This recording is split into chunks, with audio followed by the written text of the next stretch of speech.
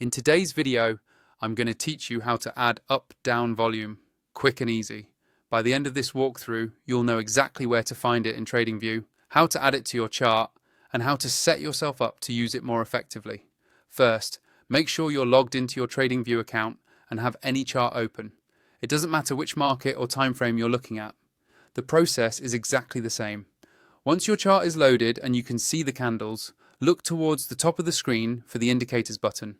It's usually near the toolbar at the top. Go ahead and click on Indicators to open the Indicators and Strategies window. When that window pops up, you'll see a search bar at the top. This is where you can quickly find any built-in tool. Click into that search bar and type the word up. You don't have to type the whole name of the indicator, just up is usually enough to narrow it down. As you type, Tradingview will automatically filter the list of results underneath. In the list that appears, look for the indicator called up-down volume. It should be listed under the built-in indicators section. Take a moment to make sure you're selecting the one with that exact name, because there might be other scripts with similar words. Once you've spotted up-down volume, simply click on it once. As soon as you click, the up-down volume indicator will be added directly to your chart.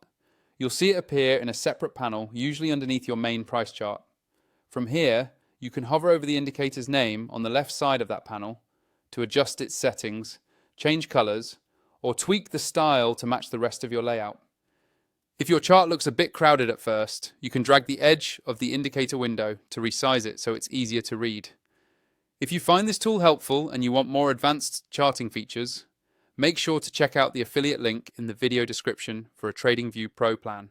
Using that link helps support the channel at no extra cost to you, and it unlocks additional features that can make working with indicators like up-down volume smoother and more flexible. And that's all there is to it. You've successfully added up-down volume to your Tradingview chart.